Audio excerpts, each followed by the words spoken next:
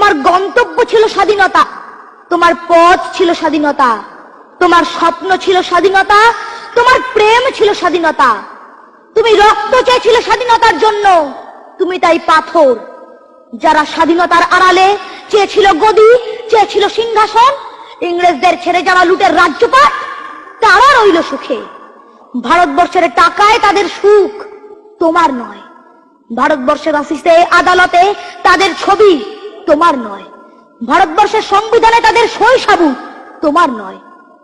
ইংরেজ গরিব মানুষকে পায়ের নিচে রাখত, আমরা বড় লোকদের মাথায় করে রেখেছি। স্মাগলার কিংবা ডাকাতকে জোর হাতে সভাপতির আসনে আহ্বান করেছি।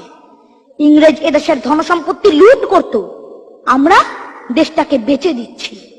ইংরেজ দিয়েছে চাবুক, লাঠি, গুলি, আমরা দিয়েছি মাস্তান, মাফিয়া, নেতা আর বুলি।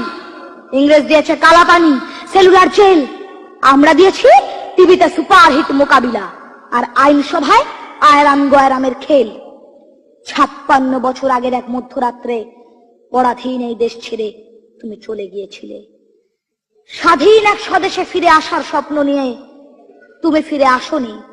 স্বাধীনতা এসেছে, তার কাঁধের ঝুলি ভরে নিয়ে এসেছে।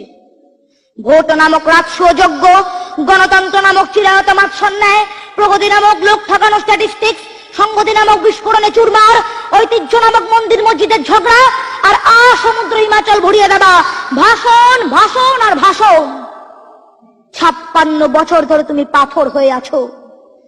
56 বছর ধরে ভারতবর্ষ অধীর অপেক্ষায় কান পেতে আছে। ইথার তরঙ্গে কবে হঠাৎ শোনা যাবে স্বাধীনতার নিজস্ব কণ্ঠস্বর। আমি সুভাষ বলছি। নমস্কার।